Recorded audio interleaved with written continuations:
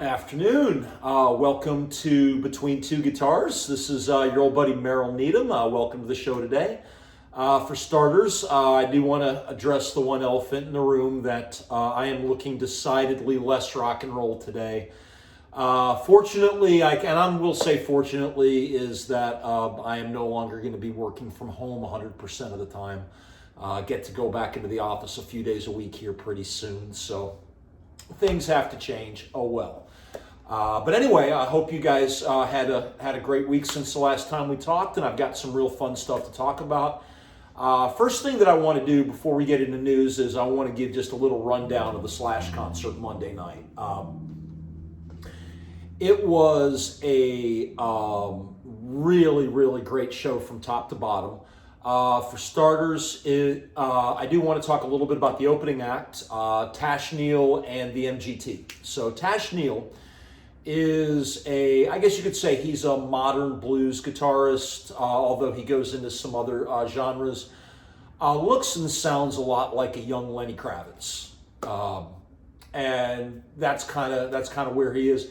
He plays a Gibson SG just like Gary Clark Jr., and he's actually toured with Gary Clark a couple times recently. The MGT is his backup band, although they have their own record themselves. New York-based, basically funk trio. Although again, they go into other stuff as well. So the four of them, man, I tell you, it was great music. Kind of thing, best way I could say is you take Lenny Kravitz, mix it with a little Funkadelic, throw in a little bit of Gary Clark Jr., and that's what you got there. I got to say that Slash did a really good job picking an opening act. If you haven't had a chance, listen to his music. Tashneel, his most recent album, I think it's called Chalk It Up to the Game or something like that. And please, I don't have it exact, but anyway, it's available on all streaming services, including Apple Music, which I use. So now on to the headline show. Now, the first thing that I want to say to anybody that is considering going to see Slash on this tour, or may already have tickets, do not expect for them to play any Guns N' Roses songs during the show. You know, they have 4 albums now, plus the Slash solo album that the Conspirators actually played on, or at least, Brent Fitz, the drummer, and Todd Dammit Kearns, the bass player. So they played songs from those 5 albums, plus they added Rocket Man, a cover from Elton John. And one thing that was a little cool there is it turned out that there was a couple that actually got married in the Fillmore Monday night while we were there during the Slash concert. And they had asked if they would play the song Starlight. Unfortunately, they weren't able to play the song Starlight. They said that, it's something that they hadn't played in a long time and it hadn't been rehearsed. That's just one thing to keep in mind for fans of bands that are a lot of legacy acts. This would apply to, just like a group of actors in a Broadway show. You've got to rehearse. And if there's a song that a band hasn't played in years and they haven't rehearsed it, well, you're probably not going to see it during the show because they might forget the lyrics or whatnot. So they offer to play the song Rocket Man, which is just a beautiful song. Miles Kennedy did a fantastic job with it, and I thought it was a very fitting tribute. But that was not the craziest thing that happened, because really, before we actually get to the show, probably the most rock and roll thing that I've ever seen in my entire life happened at this show on Monday, and that is we saw a 75-year-old lady crowd surfing. Yes. I am hoping, I haven't seen one yet, but I'll bet you before at some point somebody must have video from it that we'll find on YouTube. But yes, we watched a 75-year-old lady crowd surfing during the show. Freaked Miles Kennedy out. He actually kind of it took him aback, because when he saw her crowd surfing, after the song, he just stopped and made sure she was okay. And he's like, ma'am, how old are you? And she's said 75, and it just blew his mind. Oh, there was also a rock show that Slash was the lead guitarist. I got to say, I've seen Slash a number of times over the years. In fact, I realized that when you take the first time I saw Slash in 1987, opening for, well, with Guns N' Roses, opening for Aerosmith at the Cap Center, and then you take it to last night, the period of time was actually longer than Jimi Hendrix walked the earth. The reason why I'm pointing this out is that Slash, and people know this, if you ever saw the documentary that came out several years ago, Raised on the Sunset Strip, a number of his friends and colleagues always said that they never see Slash without a guitar in his hand. He's always playing, he's always practicing, and he's getting better and better. This, and seeing him in a club setting, just watching him play, and the licks and the riffs and the leads that he's playing, it's maybe part of it is since I play now, and the last time I saw Slash I didn't, I can appreciate what he does a little more. But I tell you, it's like he's getting better and better. He also inspired me to get into better shape. So now that I'm going to be going back in the office a few days a week, I've got to start doing that. But anyway, they played a good mix of songs from all of the albums. The band is spot on. If you get a chance to see Slash featuring Myles Kennedy and the Conspirators, number one, it's a much cheaper ticket than Guns N' Roses. But I tell you, I like what they're doing now musically a little better. At Guns N' Roses, you're going to get a show, and you're going to get all that pyro, and there's more members there. Plus, it's Slash and Duff and Axl, as well as the whole rest of that production. So go see Guns N' Roses if you haven't had a chance to see them yet, especially on these run of tours. It's just amazing. But this is just a totally different deal. This is going to be for your rock fans, the ones that are still listening to this music and buying the new records. And I think that for what they're doing now, musically, is just pretty much amazing. And they've now put out more music than Guns N' Roses. And definitely, I would say this, although Appetite for Destruction is one of my 5 top rock and roll records of all time. Let's not be crazy.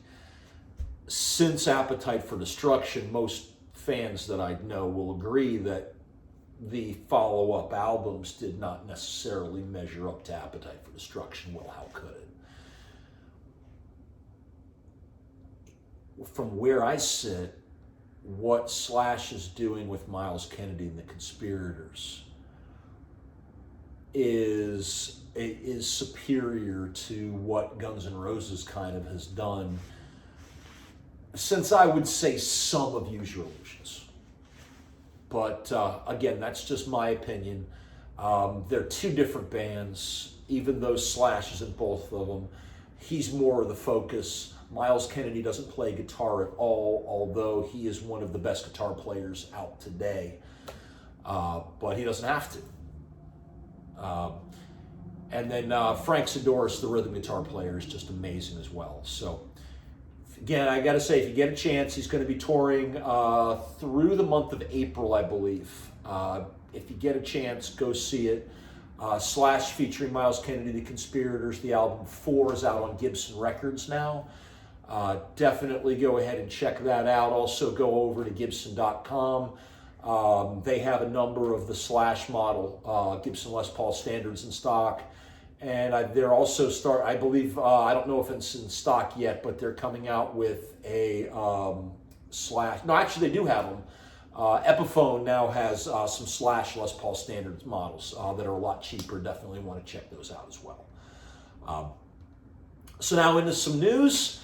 And we got a lot of new releases to go over. The first thing is that Skid Row finally has released a new single, which it's been a lot of years, and there's been a number of lead singer changes. They brought in ZP Thert from Dragon Force in 2016.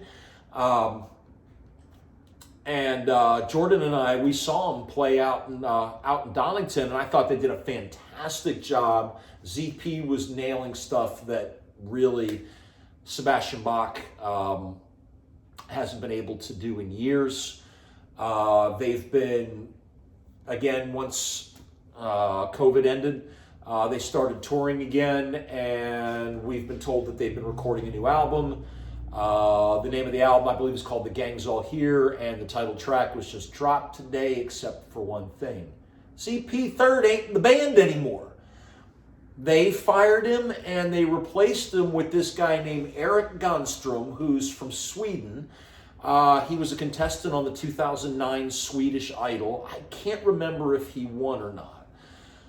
So anyway, last year, he just releases on YouTube a cover of Skid Row's 18 in Life. He actually had sung 18 in Life as his audition on Swedish Idol back in 2009.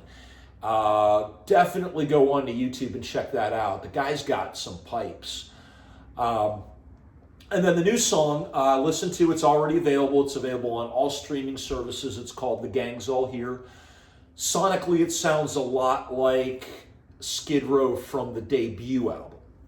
As many of you may know, when you go from the debut album, Skid Row, to Slave to the Grind got a lot heavier. And then after touring with Pantera, on that tour, Subhuman Race, the third album and final with Sebastian Bach, was even heavier than that. And this is kind of a return to that late 80s. Don't think it's even quite as heavy as that first one. I like the song. I want to see him live. It seemed like the vocals were very, very well produced. Again, he sounds just like Sebastian Bach. It's almost like what Skid Row was going for, and I can't blame him. Let's get somebody young that can sing these songs note perfect and can sing new songs, but the way the original guy would, and then we don't have to bring Sebastian Bach back into the band, which they don't want to do. And, I'll say this, Sebastian Bach is out on tour, so if you want to see him, you can go out there. Let's compare them. I think what you're going to see with Skid Row is going to be the better product. Plus, also, they've got some bigger shows. They're going to be opening for Scorpions, and actually they're going to be at the Las Vegas residency with them. That's going to be starting a little bit later this spring. Again, you've got the new single now. The album will be released on October 14th. There will probably be more singles scattered throughout, which is kind of how things do, and hopefully we'll see some things. I'm interested in seeing why ZP Third is no longer in the band. What I can say there is that there had been some negative reviews about his singing from the 2021 shows post-COVID. I don't know what to say about that because I tend to not watch live YouTube shows because most of them are filmed on iPhones or Samsungs or whatever, that you're not getting the sound quality that you would if you were there or if you were getting something directly off of a board. So knowing it's not really going to sound what it really sounds like, I tend to avoid the YouTube stuff. But that's just a personal choice. I do know that when he left Dragon Force, there was a lot of, back and forth in the studio, and he didn't leave on great terms. So was there more of that? I don't know. One thing that I can say about Rachel Bolan and Snake Sabo, they tend to not like to air a lot of dirty laundry. They will answer questions. They've had to answer and continue to have to answer questions about Sebastian Bach, but they tend to keep it on the respectful side, and they've always said, hey, we do this because we love it. And yes, they can make an awful lot more money. Rumor has it they would have been on the tour with Motley Crue and Def Leppard if they would have brought Sebastian Bach back. I don't know. possibility is when Guns N' Roses go back out, they would have gone out with Guns N' Roses because Sebastian and Axl are great friends. I don't know. Any way you look at it, we're not going to see a reunion with Sebastian Bach probably ever, and I'm okay with it as long as this kid can actually do it, because Skid Row was one of those bands that never used tapes. So that's that. Again, go on to YouTube, go on to Spotify or Apple Music, whatever streaming service you use. Check out the Sebastian Bach song, check out the new Skid Row song. Tell me what you think in the comments. And definitely, while you're doing that, don't forget to hit that like and subscribe button. Now, for some actual physical copy releases, I've got a new release. Now, this was a new release from last week, but I just was able to get a hold of the vinyl copy for this week. Thanks to our friends here at Lunchbox Records in Charlotte, North Carolina. Lunchbox is the largest independent record store in the area. They're the ones that, or one of the ones that do Record Store Day, but tend to have the largest crowds. Great used selection. They're out on Central Avenue. They're also on the web and Instagram. Check them out, Lunchbox Records. I've been going there for several years. The people that work there are always really friendly and good for a conversation. So just fun store, and it's whenever I go back in there, I kind of always feel a little younger. Not the only store like that. Noble Records here in Matthews is one of my favorites. Actually, my favorite for used records. You'll tend to see me a lot on Saturday mornings lining up there before they open at 10 o'clock.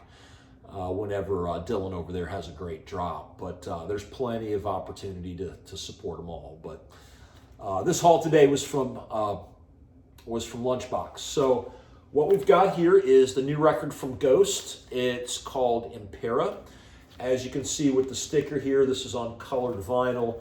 The vinyl itself was a special limited release for independent record stores. So you would actually have to go to an independent record store to get this. I love it when bands do this because it drives people to brick and mortar, especially coming out after on the other side of the pandemic. Anything to get people out of the stores, I'm all for. This new record, it's their first on Loma Vista, who also signed Korn. And we talked about their new album Requiem a while back. This is a continuation of, I guess you could say, the saga. There is a new Papa Emeritus. It is now Papa Emeritus 4. I believe he was... that Papa Emeritus 4 is the same character as Cardinal Copia from the last album, Prequel. For those that don't know Ghost, it's all Tobias Forge, who's the lead singer. But what they do in kind of the shtick here is there's a new Papa Emeritus who is the lead singer, which is kind of like their version of Eddie, I guess. And he changes from album cycle to album cycle, and usually what they do is they have a kind of like a retirement ceremony where basically they come drag him off stage like the Gong Show, and they bring out the new Papa a couple minutes later. And they do that at the end. I think they did this last one in Mexico City right before the pandemic at the end of the Prequel tour. And I think what they did is they took out Papa Nihil, which was the original one, and then they changed Cardinal Copia. Well, anyway, with this album, another concept album, the thing about their music, for those that don't know, you take your blender, you put in Blue Oyster Cult, you put in Merciful Fate. For those of you that don't know, Merciful Fate was kind of like the original black metal band. Came out of Norway in the 70s. King Diamond was the lead vocalist in Merciful Fate. He still does Merciful Fate from time to time. He's got a new King Diamond album coming out next year, I believe. But that's neither here nor there. So those bands, plus throw in a little Kiss or Alice Cooper for the shock value, and the lyrics are all kind of gleefully faux satanic, almost like you would take songs in the modern day Christian church that all like to exalt Jesus and all that, which is absolutely wonderful, but now take songs like that, but instead of exalting Jesus, you're exalting Satan. Now, it's all tongue-in-cheek, so I wouldn't really worry about lightning striking or anything like that. But I do want to let you know you've got those faux satanic lyrics. So for people that do have some issues there, just know that going in. Musically, there sounds a lot like Blue Oyster Cult. Tends to go into that pop, hard rock, a little bit of metal, but not much. Impera is a little heavier than earlier albums. I'm kind of getting a little bit of a Dream Theater sense in there. So it's heavier, but it's also kind of proggy in that Dream Theater vein. But you still have some of the same style of music you've come to see, kind of Ghost signature sound, with songs like Call Me Little Sunshine, which is the lead single off of the album. Great song, really good heavy guitar riff. Can't wait to learn how to play it. Hunter's Moon, also on the first side, is a great song. 20s on the second side is a great one. I'm not going to talk a little bit about the concept. I want you to kind of get into it and look at it. Now, this special vinyl does have a really nice, cool booklet that comes with it. A lot of black and white artwork, and the kind of look at that there, and that's throughout there, and you get all the song lyrics in there. And the record itself is, they call it a orchid vinyl, and we'll show you what it looks like there. I wish I could actually play this record for you, but naturally Facebook is cracking down on copyrights. I tend to agree that the streaming services could do a little better, hopefully paying artists. So I don't want to take any pennies away from them. So Impera, I get the stuff on vinyl. It's also available on CD and cassette. Go to your local record stores and get it, or you can go to the band's website. Also, the music's available on all your streaming services as well, if that's how you consume music. But definitely check it out. If you're a fan of the band, it's not going to disappoint you. If you haven't listened to them yet, why not? Definitely go see them live when they come through. They just finished up a run of dates with Volbeat. They didn't make it into the South. I believe they're going into Europe here. Which means I think we're looking at fall, winter, which means it could just be an evening with Ghosts, like what they did on the last album when I saw them, and they didn't disappoint. So definitely we'll keep our eyes posted, and I'll let y'all know as soon as they announce another run of US dates. And now we're going to finish up with one more. It's a new reissue. I believe it came out last month. Of a much older album from a band that I am proud to say the members went to my high school, the School Without Walls in Washington, D.C. But a few years before me, and that's none other than the seminal D.C. hardcore band Bad Brains. Now, some of you are going to know who Bad Brains are.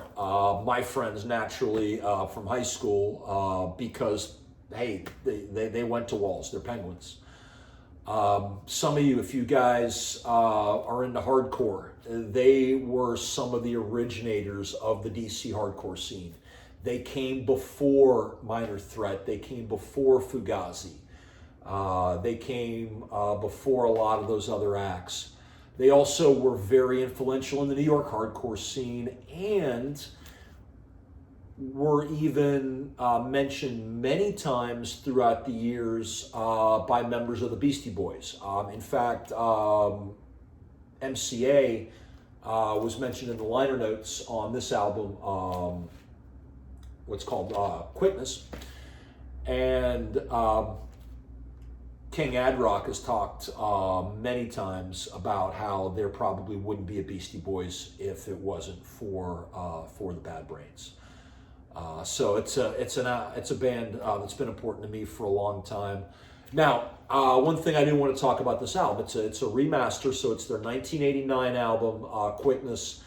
This, I think, is a really, really good album for people to get introduced to the Bad Brains that are more fans of hard rock and heavy metal. This is, I think, this is their fourth album, what I believe to be their heaviest. And you'll start to see influences of straight ahead metal, very hard rock, even some thrash.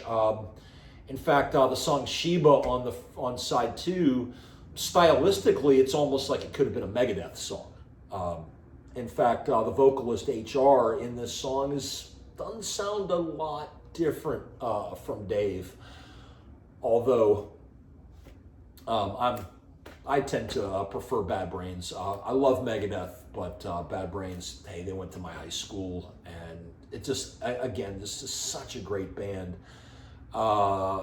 Songs on this album: Voyage to Infinity, Messengers, With the Quickness, which is the title track, which really kind of talks about their sound, which is a mix of hardcore punk, reggae, as you can tell, they all are Rastafari, and also go-go music, which is, besides hardcore, I guess, well, go-go is the most well-known musical form to originate out of DC, after bluegrass, and then you also have hardcore, which was really big in the 1980s. Although that type of music seemed to have gone away, unfortunately, because all the places for bands to play, they've pretty much closed down, which is too bad. Maybe since they opened up a new version of the original 930 Club, I think it's right next door to the 930 Club, maybe they'll start using that for hardcore bands again and start getting just people packed in there like it used to be back in the day, or in places like DC Space or outdoor shows at Fort Reno, where the hardcore scene in DC really just flourished in the early to mid 80s and through there. And really, if it wasn't for bands like Bad Brains, that wouldn't have happened. Dr. No, lead guitarist, had some serious health issues. I think he's starting to get a little better. I don't know what their status is of shows. This was a situation where I was in Lunchbox Records earlier today to get the Ghost album and some stuff for my son, and I just saw this, and I'm like, oh my God, I haven't seen this in forever. So I grabbed it. Now, one thing I want to talk about this album for people that know about it. At the end of side A, there is a track called Instrumental, which is an instrumental track. There was not an instrumental track to end side 1. Now, the instrumental track had lyrics. Those lyrics were, let's just say, were not very nice and were not in the spirit of unity that we hope to move into. In other words, there was some pretty negative stuff, and I'm not even going to talk about what it is. What I will say, and I got to give it up to the members of the band, that they all decided to self-censor. So this wasn't the record company that told them that you have to take it off. This wasn't their management that told them you had to change it. They just said, look, we wrote this song, and nobody asked them to. This is when it was released. It was done this way, and they said, look, we don't feel that way today. That was who they were in 1989. from 1989 till now, we've learned a lot of things. A lot of us have. And I got to give it up to the guys that they decided to do this. And again, this isn't censorship. This isn't somebody else telling them that they have to do that, which is something that I don't agree with. They decided to do that themselves. And for that, I got to respect them. Anyway, this album was just released early this year on their own imprint now. You can get it. You can order copies online. You can also get them in record stores, and I'm sure you can get them on Amazon. Definitely, if you've never heard the Bad Brains, check this band out. It has got so many different musical styles thrown in there. This album is heavy as fuck, and it's just a fantastic record. I'm proud to say that, you know, I went to their high school, and we both shared an English teacher, Dr. Ruth Tolliver. And I want to give a shout out to her because thankfully she's still kicking. She's retired a long time ago because naturally she was teaching English in the early 70s. Anyway, definitely check this album out if you get a chance. And anyway, hey, that's the end of our show. Again, I hope you liked it. If you did, hit the like button, hit the subscribe button, help me grow this channel. And we'll see you next week. Thanks a bunch, guys. And remember, rock ain't dead. Gene, you don't know what you're talking about.